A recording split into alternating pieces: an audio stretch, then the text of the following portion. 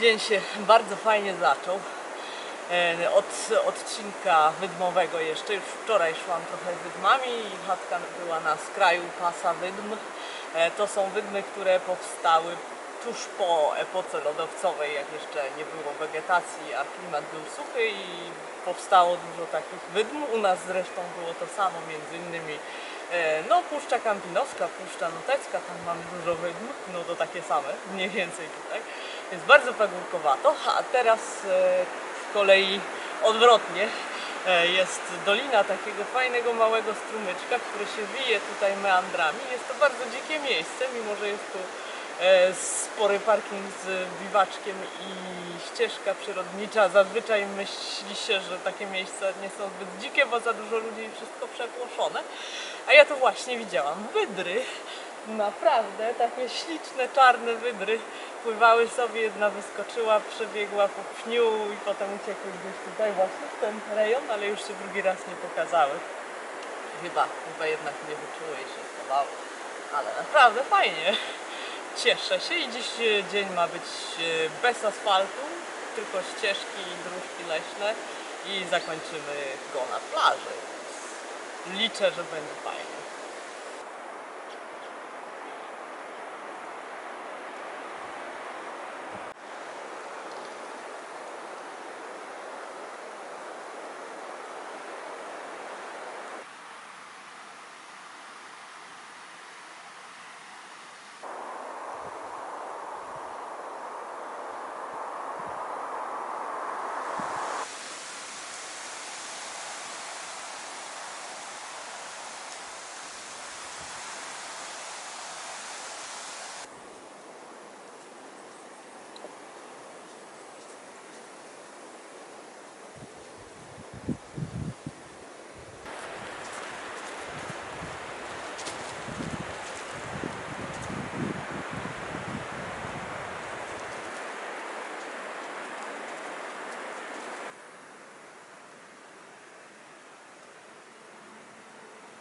Odbiłam ze szlaku na ścieżkę przyrodniczą, która jest akurat w budowie, więc w zasadzie nie ma tam wstępu. Jest otaśmowane, ale na wejściu z mojego szlaku nie było taśmy, dopiero od drogi. A zeszłam aż do drogi jeszcze kawałek w nadziei, że znajdę wodę, bo na mapie było źródełko. Jestem dokładnie w tym miejscu. Jest tu dziura w ziemi, nawet jest jeszcze druga, ale obie są niestety suche i puste. Wody nie ma. Dalej będzie jeszcze kościół i skrzyżowanie, z którego można pójść kawałek do wsi i spróbuję tam popytać, poprosić o wodę, bo niestety no, sucho. Cmentarny zbiornik na wodę niestety też jest pusty. Cmentarz jest zabytkowy, prawosławny.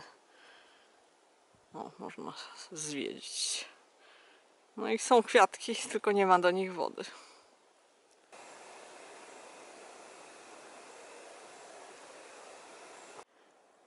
Znalazłam wodę na ścianie tej cerkwi i znalazłam też napis. Długo się przyglądałam i taki wyblakły wash i drink, czyli ta jest nie do picia po lewej, a ta po prawej jest do picia. Jeszcze jest wersja estońska. Jak miło z ich strony, że napisali po angielsku, bo ja po estońsku nie przeczytałabym tego i nie wiem, czy wzięłabym z prawej, czy z lewej.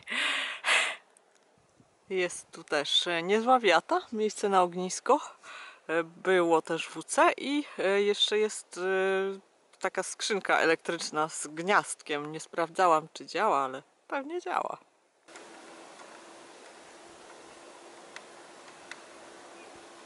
Fenomenalna latarnia morska z bardzo długą historią.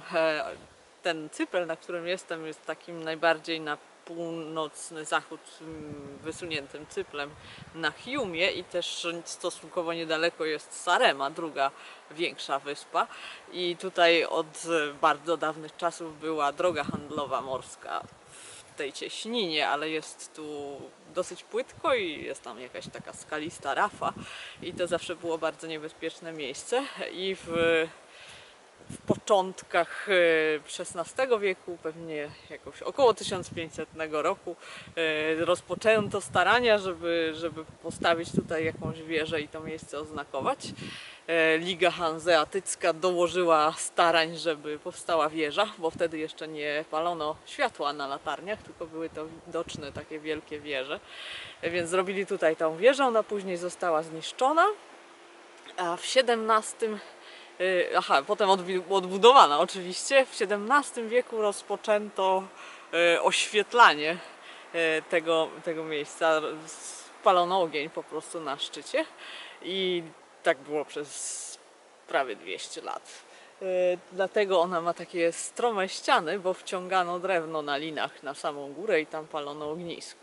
Dopiero później był olej, potem coś jeszcze, potem ropa, potem gaz, a teraz jest elektryczna i nadal się świeci. Mam nadzieję, że zobaczę, a chociaż nie wiem, mój biwak jest gdzieś właśnie z tamtej strony, z drugiej strony tego pagórka, a to jest swoją drogą najwyższy szczyt całej zachodniej Estonii, 68 metrów nad poziomem morza. Wielka góra, nazywa się Góra Latarniowa, od właśnie tej latarni, a może raczej Góra Wieżowa. Ciężko powiedzieć, po estońsku nie rozumiem, ale jakoś tak.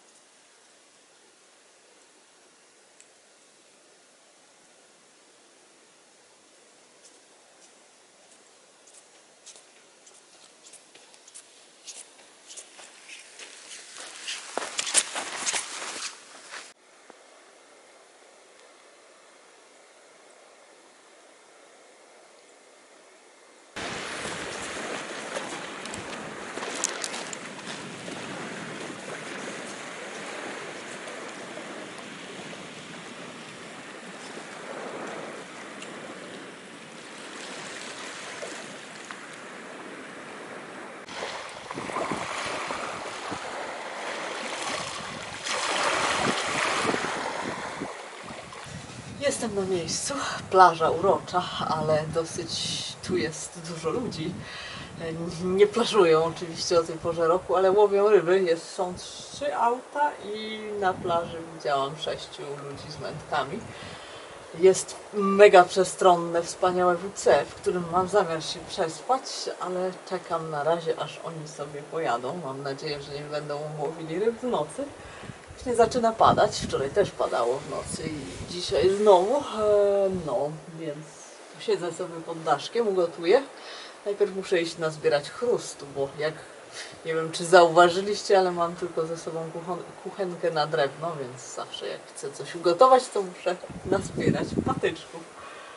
Ale myślę, że będzie ok, choć tutaj jest wszystko wyzbierane, bo to pole namiotowe jest bardzo okupowane. Podobno jest to jedna z najładniejszych, o ile nie najładniejsza plaża na całej Hiumie.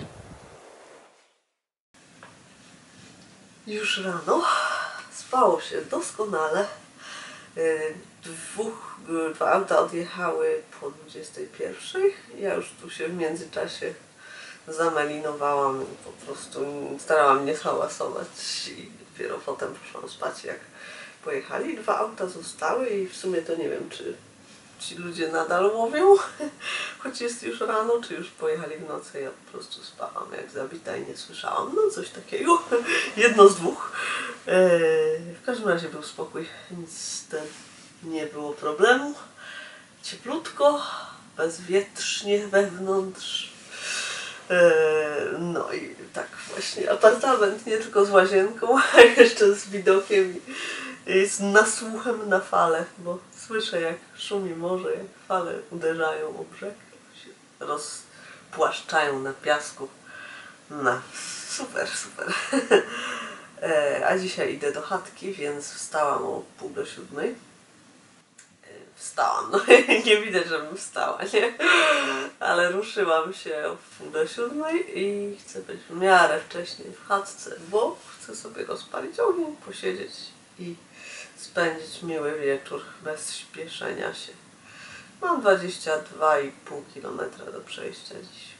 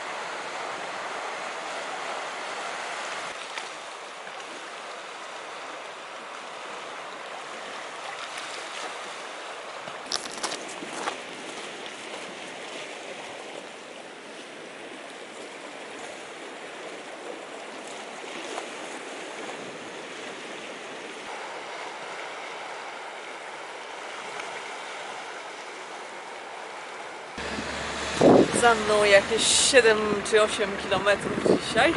No i ostatnie źródło wody, następne dopiero za 24 godziny i będzie to jakiś podejrzany strumień. To jest Kalana Marina. Istniał tutaj już za czasów szwedzkich w XVII wieku. Zawsze było tu dość spokojnie, a właśnie niestety poszerzają tutaj wybrzeże, zniszczyli całą plażę i budują jakąś wielką przystań, pewnie dla jakichś żaglówek albo czegoś takiego. Więc nie wygląda to jakoś rewelacyjnie, jest tu wielki plac budowy, a budynek mariny ma kran na ścianie, jest nadal włączony na razie, nie wiem jak z zimą całkiem, ale na razie jest woda. Nabrałam, napełniłam wszystkie 4 butelki jakie posiadam, bo choć na trasie są aż 3 biwaki, żaden z nich nie ma wody, no bo one są wszystkie zrobione dla biwakowiczów, którzy przyjeżdżają samochodami i wodę wiozą ze sobą, a o wędrowcach nie myślano, jak te biwaki projektowano. Myślę, że mogliby zrobić na przykład takie zbiorniki na deszczówkę, żeby zbierały to, co przecież pada, bo tutaj pada dużo deszczu. Może wyślę maila do RMK i zasugeruję im to. A na razie piękny dzień, słoneczko świeci, nie spodziewałam się tego, bo w prognozie miały być chmury, ale póki co jest ślicznie. 100 km szlaku zaliczone, w rzeczywistości trochę więcej, bo było obejście bagna, no i zaczęłam w Helterma, a nie w Sarwę, więc tak, 109.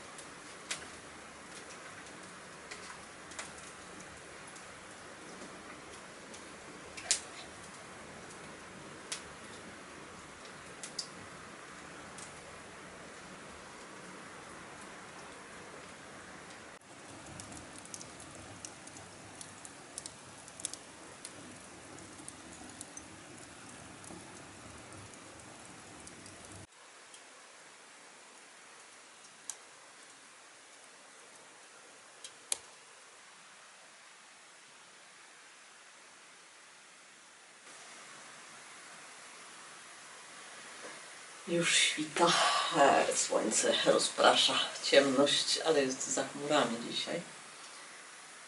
Ciepło stosunkowo, a w chatce to już w ogóle. Kominek bardzo fajnie nagrzał wnętrze tej nadmorskiej chaty. Chata jest niesamowita po prostu, aż głupio się odezwać na głos i wtedy ta magia trochę ulatuje. Ale po prostu świetna konstrukcja. To jest prostopadłościan klasyczny o konstrukcji zrębowej, ale ma czterospadowy dach o okrągłych rogach, czyli tak jakby prawie okrągło to wygląda i część dachu dochodzi do ziemi. Taka chatka, nie wiem, jakiejś średniowiecznej czarownicy. Ja zawsze myślę, że jakbym żyła w średniowieczu, to pewnie byłabym taką babą znającą, która mieszka w lesie i ludzie przychodzą do niej po zioła i radę. Mogłabym udzielać porad, tylko nie sprzętowych. Choć kto wie. Więc bardzo fajnie mi się tutaj siedzi i patrzę przez okno na morze, które jest 50 metrów dalej. Pusto, cicho. Ktoś z Polski w księdze gości wpisał, że chciałby, żeby Lasy Państwowe u nas robiły taką chatkę. Jest to absolutnie niemożliwe. Tak, przynajmniej nie w tym stuleciu. Ale zawsze można pojechać do Estonii. Szkoda, że nie mogę tu siedzieć długo, ale dziś mi się śpieszy troszeczkę, bo idę na zakupy. Zbaczam ze szlaku i do Korgessare zmierzam zrobić jakieś zakupy na następne dni.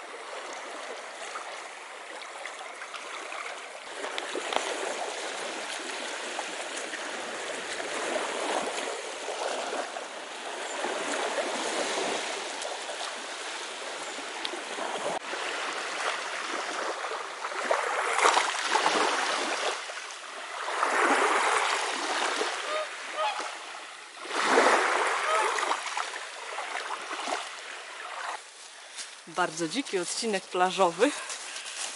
Mam szczęście, że nie wieje wiatr taki jak przez ostatnie 2 dni, bo byłoby mi bardzo trudno tutaj iść. I tak nie jest łatwo. Nie wszędzie da się przejść, bo woda sięga takich hałd wodorostów i trzeba obchodzić. Właśnie teraz obchodzę.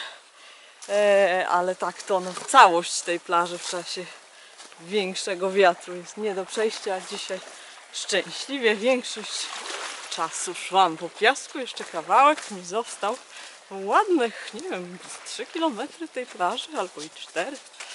Bardzo, bardzo piękny odcinek. Przez chwilę pokropił deszcz, na szczęście nie groźnie. Wydostałam się z tych wodorostów, chaszczy. Ale nie wspomniałam o tym, jak śmierdzą te wodorosty. Trzeba o tym wspomnieć. No i to chyba miało 8 km ta plaża. Teraz jestem już na skrzyżowaniu, gdzie szlak odbija w głąb lądu, wyspy, a droga do miasteczka i do supermarketu jest właśnie tutaj. I tak sobie pomyślałam, że może spróbuję autobusu i pojadę autobusem do tego sklepu. To jest 6 km, a autobusy regionalne, powiatowe są podobno w Estonii darmowe. Zaraz się o tym przekonam. Więc czemu by nie skorzystać? Jak się można nie męczyć, to czemu się nie męczyć? No 6 km tego asfaltu to słaba perspektywa. Za 45 minut ma akurat przyjechać autobus. I jutro wrócę w to samo miejsce, mam nadzieję też autobusem. Z tego miasteczka idę do pozaszlakowego biwaczku 2 km nad morze, więc będzie chyba ok. Dziś jakoś tak frontowo i śpiąco strasznie. Na mapie Korgessare, a tutaj na przystanku jest napisane Viskosa. No w każdym razie kierowca wiedział, gdzie mnie wysadzić. Tu jest przystanek, niestety jest oszczany i śmierdzi. Nie polecam. No, da się, ale chyba nie. Taki stawek i dworek stary.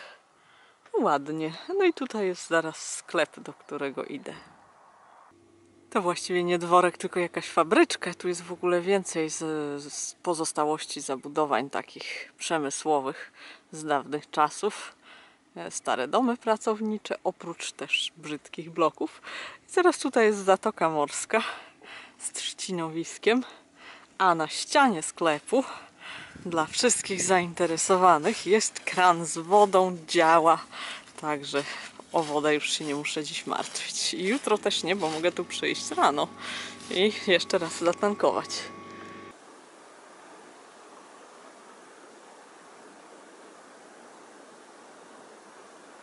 Zakupy zrobione i nieco ponad 2 km do biwaku. Już jestem na biwaczku z widokiem na morze. Nie jestem sama, mam sąsiada, Niemiec w takim camperwanie tam obok jest. Ma włączony agregat, dlatego tak burczy. Trudno. Poza tym na razie nikogo, choć jest piątek i nigdy nie wiadomo. A za mną moja dzisiejsza miejscówka, taka duża, przestronna wiata z paleniskiem, z kominkiem, także myślę, że się nie powstrzymam i będzie grzanie trochę, choć muszę iść wcześniej spać, bo jutro mam autobus o 8:30 ze wsi, a tam mam te pół godziny, więc muszę wyjść jeszcze przed świtem, przed 8. To mi się nie uśmiecha, ale iść mi się też nie uśmiecha, te 6 km, więc wyrobię się, myślę, na autobus. Tam już mam rozłożony materac. Śpiwór jeszcze nie, bo no nie chcę, żeby nawilgł. Jest fajny sukutki po chatce, więc ta morska wilgoć niech jak najdłużej będzie z dala od niego. A tu patrzcie, nawet są kwiatki. Nie wiem, czy to ten sąsiad mój, czy ktoś inny, ale nagietki letnie jeszcze. Fajnie. Spotkałam pod sklepem gościa, który pytał, czy potrzebuje pomocy i w ogóle zagadał od razu po angielsku, wiedział, że nie jestem Estonką, domyślił się.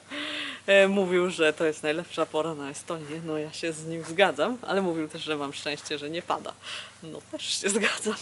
Ostatnim razem jak byłam w Estonii, to cały czas padało, więc tym razem nie pada, tylko się cieszę, zwłaszcza po norweskim lecie, gdzie cały czas padało.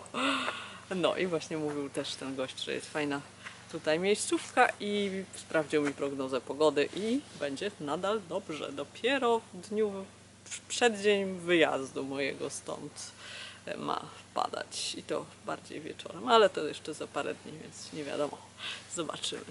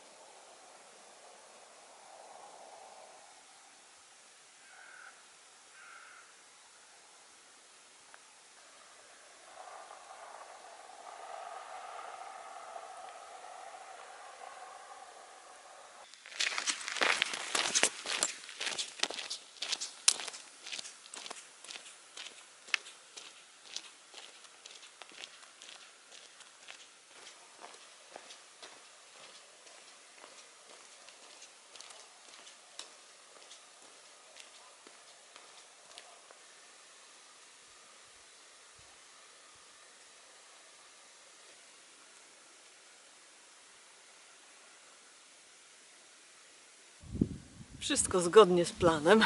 Udało mi się wrócić na szlak darmowym autobusem, tym samym autobusem, z tym samym kierowcą. Tym razem była jeszcze jedna pasażerka. No i dzisiaj zimny poranek. W głębi lądu był nawet przymrozek i dopiero teraz stopniał szron, a jest już prawie 11. I ja też jestem jeszcze wciąż poubierana, mam rękawiczki, więc tak, bezchmurna noc i zimno. Ale jeszcze nie tak źle. A teraz powinno być przez parę godzin ciepło. I dziś zmierzam do kolejnej, niestety ostatniej już chatki, ale ta będzie fajna, bo to stara leśniczówka. A teraz ciekawostka tutaj. Tak zobaczyłam, że tam jest jakaś taka konstrukcja artystyczna ze szkła i tu jest tablica informacyjna.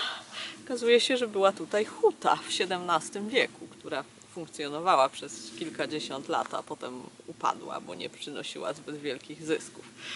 Ale w każdym razie robiono tu całkiem fajne rzeczy. Szkło takie do okien, butelki, jakieś takie flakoniki farmaceutyczne, które resztki znaleziono podczas prac archeologicznych tutaj właśnie na tym polu.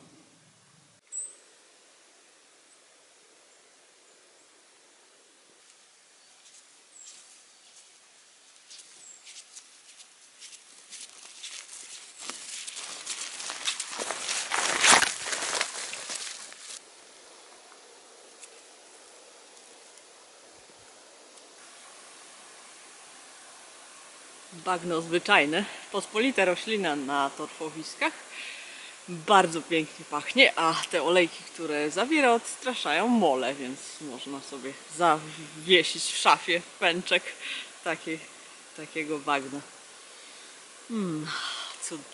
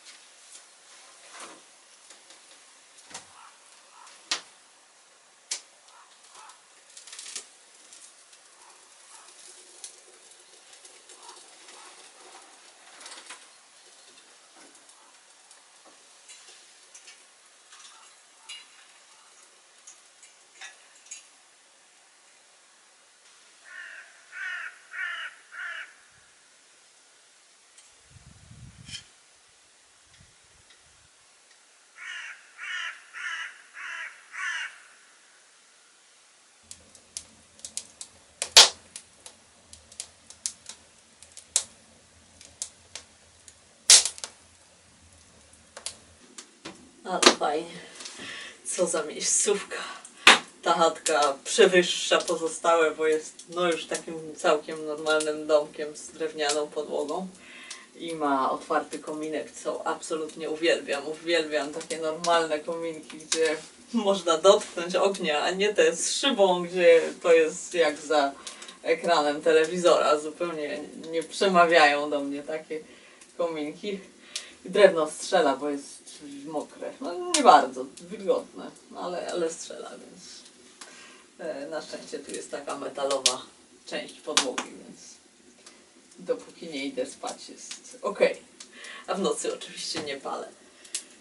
Mam już gotową herbatkę, już się parzy i mam zupkę pomidorową oraz kotlety, bo wczoraj kupiłam kotlety mielone w sklepie i 2 zjadłam wczoraj i 2 mi zostały na dziś. Zastanawiam się, czy ich jakoś tutaj nie podgrzeję, ale w sumie to jestem głodna.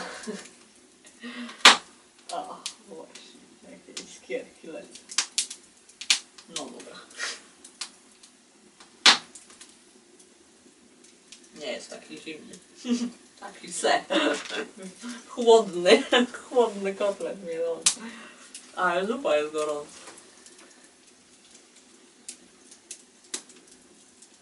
Wielka szkoda, że to ostatnia chatka. To jeszcze co prawda nie jest koniec wycieczki, bo czekają mnie jeszcze 3 noclegi i 4 dni. Zamiast 10 będzie 11 dni, bo zamiast wracać o 8 rano mam zamiar pojechać tym drugim autobusem po 17, czyli właściwie cały jeszcze dzień spędzę na szlaku. No ale właśnie chatek już nie będzie i całkiem możliwe, że nie będzie żadnej porządnej wiaty, tylko te małe daszki zupełnie otwarte i może jakieś WC się trafi, ale nie wiadomo. A jutro wręcz chyba nie będzie nocleg na oficjalnym miejscu biwakowym, tylko na dziko przy plaży, bo dystanse wychodzą dziwnie. Musiałoby być 20 i 30, a może być 25 i 25, co przy krótkim dniu ma większy sens. No bo dzień jest już naprawdę krótki, to słońce tak nisko świeci z ukosa. Widać, że to już koniec jest sezonu. No też pewnie dlatego nikogo tutaj nie ma, bo widocznie mimo, że jest sobota, ludzie uznali, że koniec października to już nie jest pora. Choć można przyjechać autem i zawsze jest pora, no ale tak, w październiku nie ma za dużo ludzi. No i dobrze, bardzo dobrze.